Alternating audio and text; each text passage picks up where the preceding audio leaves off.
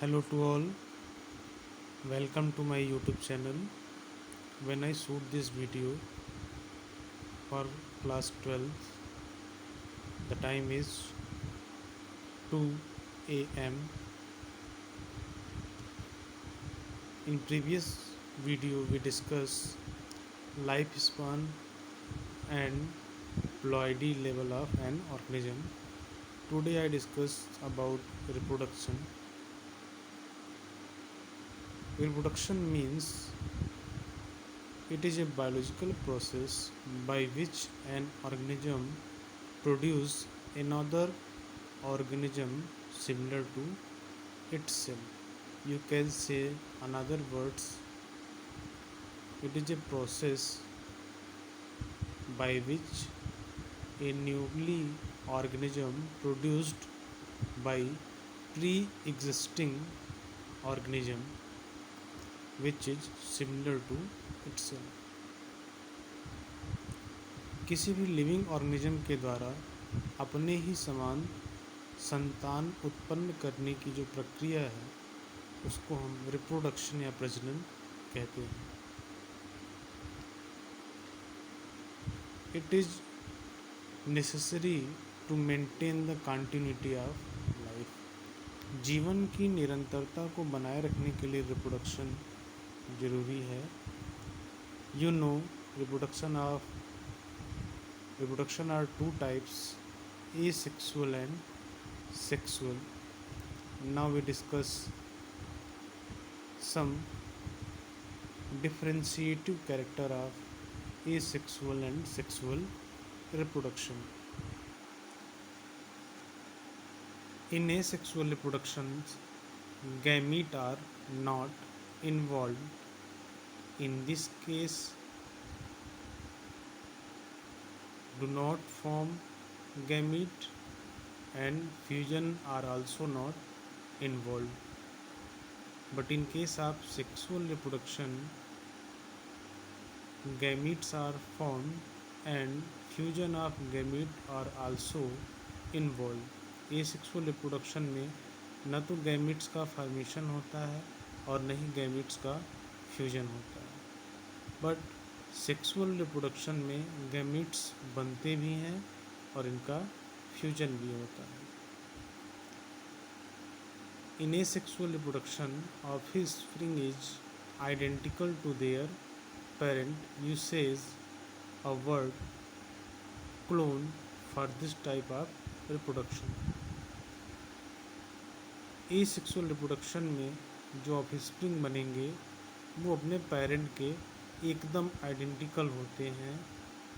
आप कह सकते हैं कि ये ओरिजिनल की कॉपी है या पेरेंट का क्लोन है. But in case of sexual reproduction they are not identical to their parent because in this type of reproduction gametes are produced by different parents and then they show variation. यहाँ पे जो gametes formed होते हैं या produce किए जाते हैं वो डिफरेंट पेरेंट्स से प्रोड्यूस किए जाते हैं, इसलिए यहाँ पे वेरिएशन देखने को मिलता है. वो अपने पेरेंट के आइडेंटिकल नहीं होते हैं.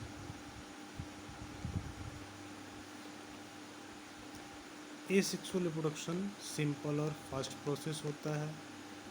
But in case of sexual reproduction this is the elaborate complex and slow process. काफ़ी लंबे समय तक चलने वाली धीमी और जटिल प्रक्रिया है.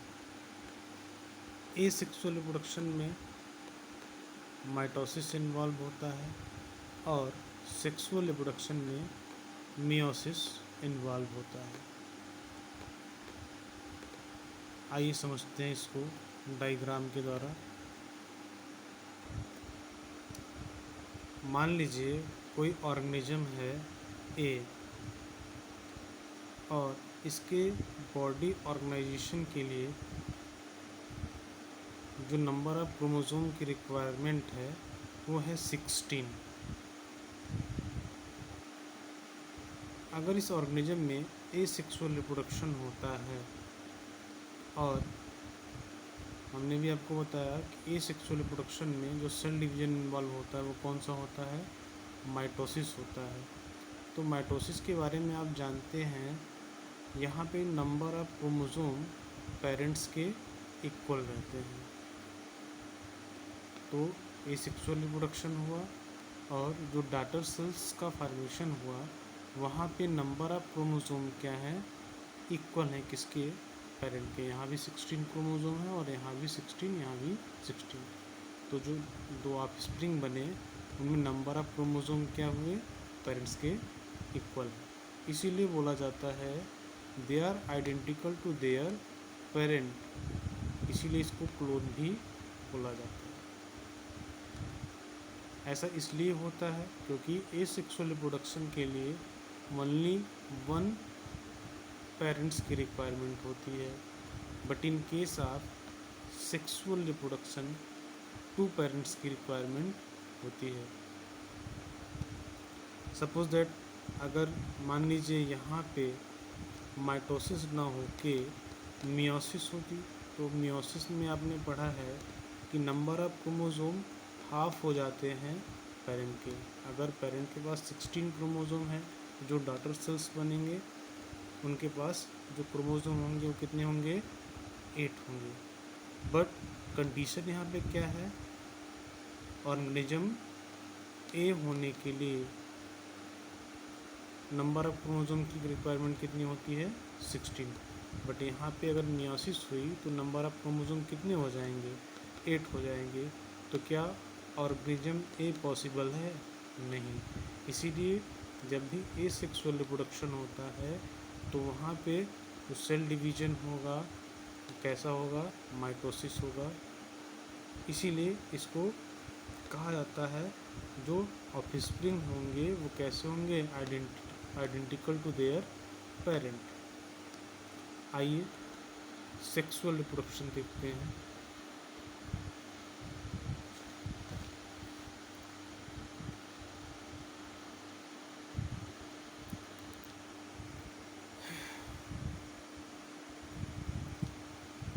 In case of sexual reproduction, the cell division is meiosis. Why? Because sexual reproduction के लिए 2 पेरेंट्स की रिक्वायरमेंट होती है। सपोज दैट एक मेल और दूसरा फीमेल, ह्यूमन बींग्स की बात की जाए तो यहाँ पे आपको एक पेरेंट चाहिए मेल, दूसरा चाहिए फीमेल। दोनों के पास 46 क्रोमोसोम होते हैं, जिसको हम 23 पेयर्स भी बोलते हैं। ठीक है, मेल कैसे बना है, एक्स एंड वाई क्रोमोसोम से, जो रिप्रोडक्टिव बॉडी डिसाइड करते हैं, सेक्स डिसाइड करने वाले क्रोमोसोम कौन कौन से होते हैं, एक्स एंड वाई। फीमेल में एक्स एंड एक्स। तो मेल के पास भी 46 है और फीमेल के पास भी 46 है। तो अगर यहाँ पे मियोसिस ना होके माइटोसिस होता तो माइटोसिस में क्या होते, जो गैमीट बनते मेल के द्वारा वो सारे कैसे होते, 46 वाले होते, और फीमेल के द्वारा जो गैमीट बनते वो भी कैसे होते, 46। अब इन गैमीट में आपस में फ्यूजन होता, तो जो जनरेशन आती उसके पास नंबर ऑफ क्रोमोसोम कितने हो जाते, 92। तो क्या ये ह्यूमन बीइंग पॉसिबल होता, क्योंकि ह्यूमन बीइंग के लिए जो स्टैंडर्ड कंडीशन है वो है कि नंबर ऑफ क्रोमोसोम कितने होने चाहिए, 46, और यहाँ पे क्या आ गया, 92। अगर माइटोसिस होता तो इसीलिए जर्म सेल्स में जो सेल डिवीजन होता है रिप्रोडक्टिव सेल्स में, वो मियोसिस होती है, और मियोसिस के थ्रू जो गैमीट्स बनते हैं उनमें नंबर ऑफ क्रोमोसोम हाफ हो जाते हैं पेरेंट्स के। अब क्या होगा, इधर से x, इधर से x, 23 ये बन गया आपका 46XX, ये हो गई गर्ल। नंबर ऑफ क्रोमोसोम कितने हो गए, 46। यहाँ से y, यहाँ से एक्स वाई 46 ये बन गया बॉय, और नंबर ऑफ क्रोमोसोम इसमें भी कितने हैं 46। तो सेक्सुअल रिप्रोडक्शन में मियोसिस इन्वॉल्व होती है और एसेक्सुअल रिप्रोडक्शन में माइटोसिस इन्वॉल्व होती है। एसेक्सुअल रिप्रोडक्शन में एवोल्यूशन देखने को नहीं मिलता, but in case of sexual reproduction they show evolution process. ऐसा इसलिए होता है क्योंकि सेक्सुअल रिप्रोडक्शन में गैमीट्स डिफरेंट पेरेंट्स से ऑब्टेन होते हैं और यहाँ पे वेरिएशन देखने को मिलता है। आपने एवोल्यूशन के बारे में पढ़ा होगा, it is a gradual process in which something change into better form. तो ये जो चेंजिंग आएगी, धीरे धीरे होने वाला जो परिवर्तन होगा, ये वेरिएशन से आता है और वेरिएशन होता है सेक्सुअल रिप्रोडक्शन में। एसेक्सुअल रिप्रोडक्शन मोस्टली जो भी सिंपल ऑर्गेनाइजेशन के एनिमल या प्लांट हैं, सिंगल सेल्ड है, इन सब में देखने को मिलता है। मोस्टली जो प्लांट हैं उनमें एसेक्सुअल रिप्रोडक्शन पाया जाता है, but sexual reproduction higher animals में और ऐसे ऑर्गेनिज्म जिनका ऑर्गेनाइजेशन कॉम्प्लेक्स टाइप का है उनमें पाया जाता है।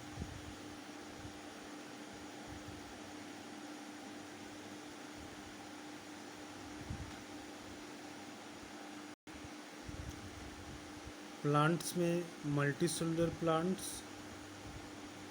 इनमें भी मोस्टली जो एंजियोस्पर्म है उनमें वेल डेवलप्ड सेक्सुअल रिप्रोडक्शन देखने को मिलता है।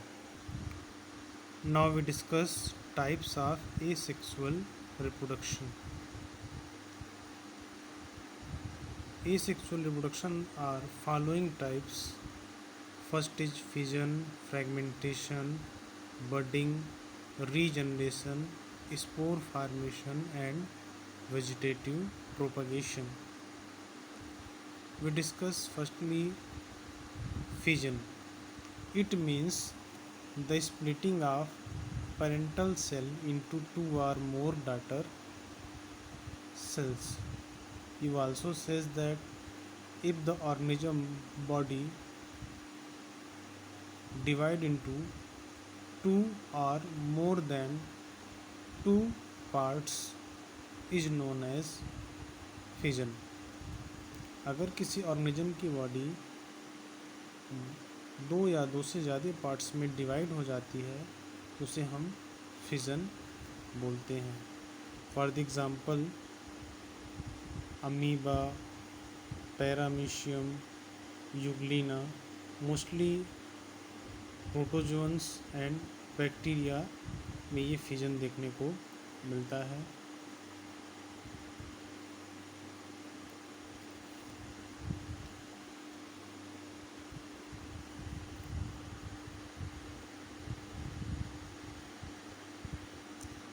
सबसे पहले हम डिस्कस करेंगे बाइनरी फिजन में, जैसा कि इसका नाम है binary. Bi means to.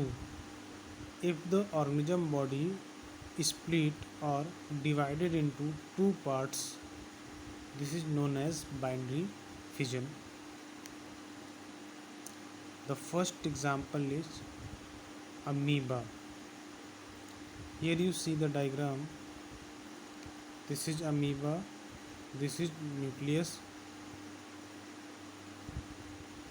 and here is the body of amoeba is elongated. Here two processes is involved, karyokinesis and cytokinesis. सबसे पहले karyokinesis होता है। कैरियन मीन्स होता है न्यूक्लियस।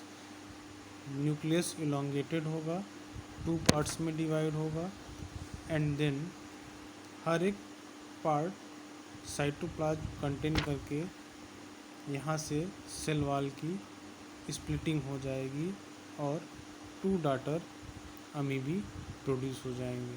तो सबसे पहले न्यूक्लियस का डिवीज़न हुआ, फिर साइटोप्लाज्म का डिवीज़न हुआ, सेल में स्प्लिटिंग हुई और 2 डॉटर अमीबी प्रोड्यूस कर दिए गए.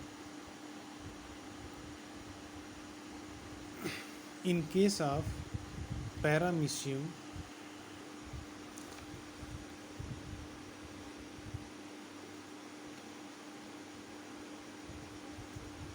the binary fission is transverse binary fission.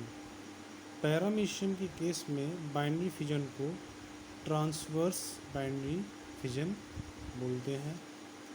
You see in this diagram, this is paramecium. Here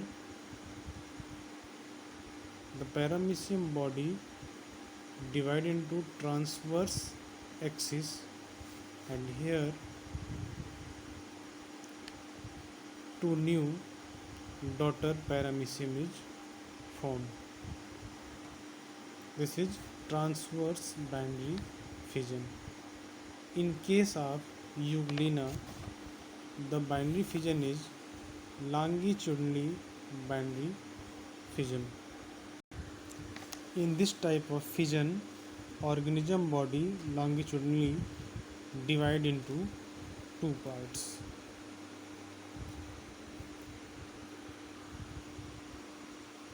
In multiple fission, parent cell is split into numerous daughter cell. For the example, Plasmodium. It is also found in amoeba in unfavorable condition. Now you see the diagram. This is Plasmodium. It is nucleus. This dotted structure is cytoplasm. Firstly, nucleus divided into many parts and produce daughter nuclei by the multiple fission, and the outer membrane of the cell is ruptured.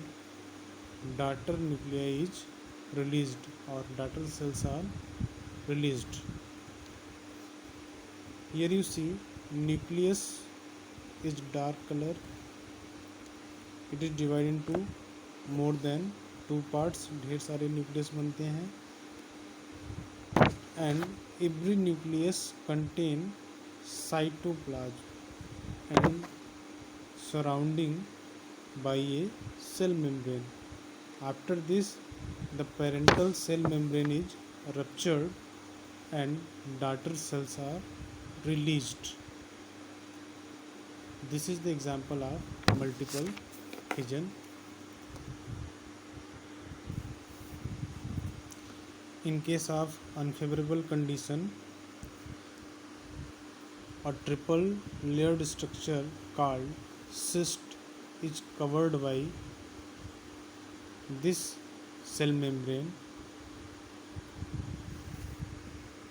and when favorable condition is available, this cyst is ruptured and daughter cells are generated. In case of amoeba,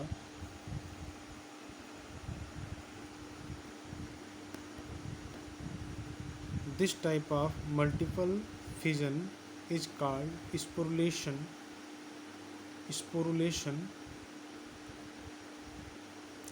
In sporulation, amoeba covered by 3-layered structure called cyst during unfavorable condition.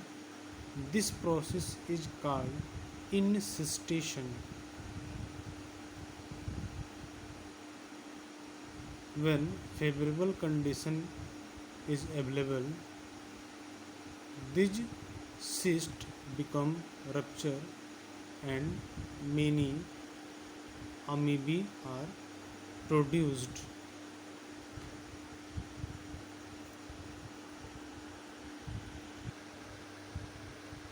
The next method is fragmentation. In this type of asexual reproduction, parent body breaks into many small pieces after maturation. For the example, spirogyra. Diagram में आपको दिख रहा होगा spirogyra. This is spirogyra, this is algae. यहाँ पे condition है, जैसे कि आपने फिजन में पढ़ा, ऑर्गेनिज्म बॉडी ब्रेक हो रही थी, तो यहाँ पे भी ऑर्गेनिज्म की बॉडी ब्रेक हो रही है। लेकिन ये जो कंडीशन बनेगी ये आफ्टर मैच्योरेशन बनेगी।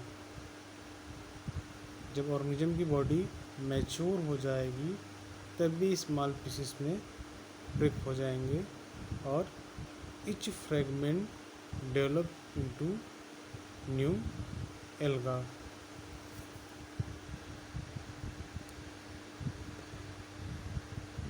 Next type is budding.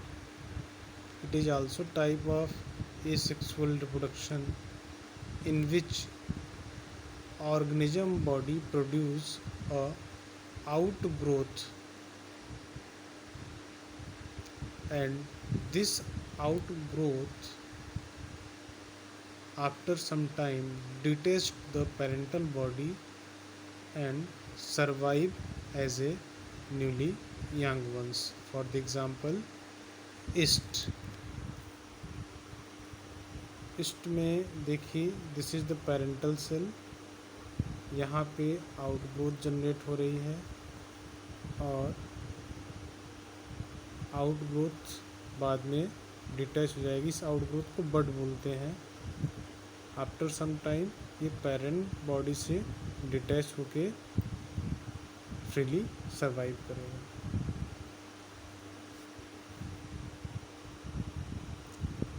The next method is regeneration.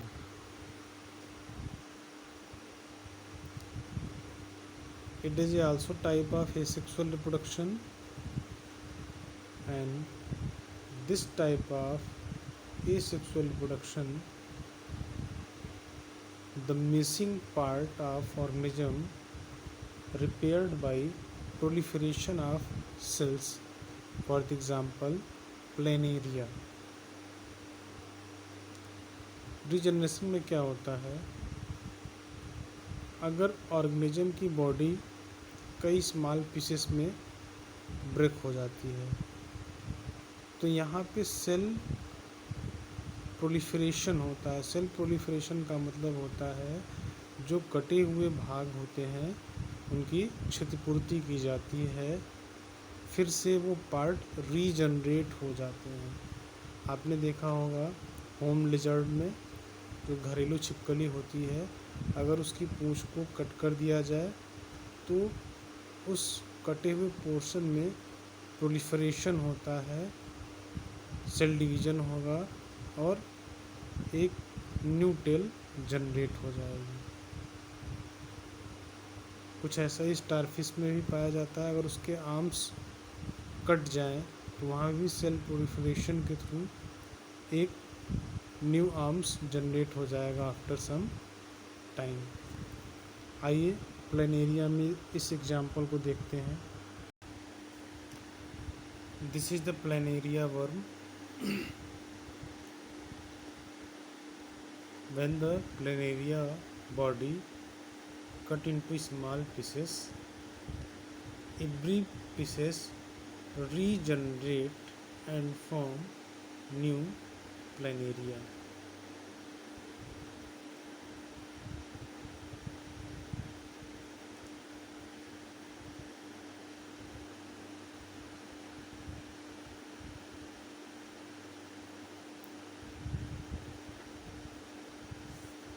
This process can be done every stage of life. जैसा कि फ्रेगमेंटेशन में क्या था, वहाँ पे कंडीशन थी कि जब ऑर्गेनिज्म मैच्योर होगा तभी बॉडी फ्रेगमेंटेड होगी, बट रीजनरेशन में ऐसा कुछ भी नहीं है कि लाइफ के किसी भी स्टेज में हो सकता है।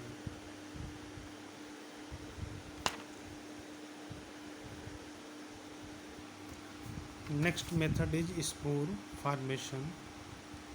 Spores are microscopic body. They are generated by mostly algae and fungi. Here you see the example of a fungi named Rhizopus. This is the structure of Rhizopus. This is sporangium where the spore is formed. When the wall of sporangium is ruptured, spores are liberated, and when they obtain from bottom, they generate into new rhizopus. ये air water के through स्प्रेडेबल होते हैं। जैसे ही sporangium की wall rupture होती है, हजारों लाखों की संख्या में यहाँ से स्पोर्स लिबरेट होते हैं और एयर के थ्रू या वाटर के थ्रू जैसे ये सबस्ट्रेटम से अटैच होंगे, वहाँ नए राइजोपस ग्रो करने लगेंगे। There are some different types of spores are found in Chlamydomonas, which is zoospores, Conidia in Penicillium, and gemmules in sponge. Zoospore, which is found in Chlamydomonas, they are endogenously produced unicellular, naked and motile spore with one or two flagella. This is the structure of Chlamydomonas. This is parent cell. यहाँ पे एक word use किया गया है इंडोजिनसली produced. आप देखेंगे इस parent cell के अंदर से जो स्पोर्स हैं वो जनरेट हो रहे हैं। When the parent cell wall is ruptured, these zoospores are generated. So here endogenously word is used. These are contain two flagella. In case of Penicillium, they are exogenous. Conidia are exogenous spores externally produced. They are also single cells and found in a fungus Penicillium notatum. The third is gemmules, which is found in sponge. This is also a type of spore. The last method of asexual reproduction is vegetative propagation or vegetative reproduction. In this type of reproduction, new plants arise from parental parts of plant. This is root, stem and leaves. Parent plant के leaf से, stem से, root से अगर कोई नया plant generate हो जा रहा है तो उसे वेजिटेटिव प्रोपगेशन बोलते हैं। मोस्टली ये प्रोपगेशन या रिप्रोडक्शन प्लांट में ही ऑब्टेन होता है। Here are some example of vegetative propagation. Bulbils in agave, bulbs in onion and garlic, eyes in potato, leaf buds in bryophyllum, offset in water hyacinth, rhizome in ginger, runner in oxalis, suckers in mint. These are the vegetative body in many plants.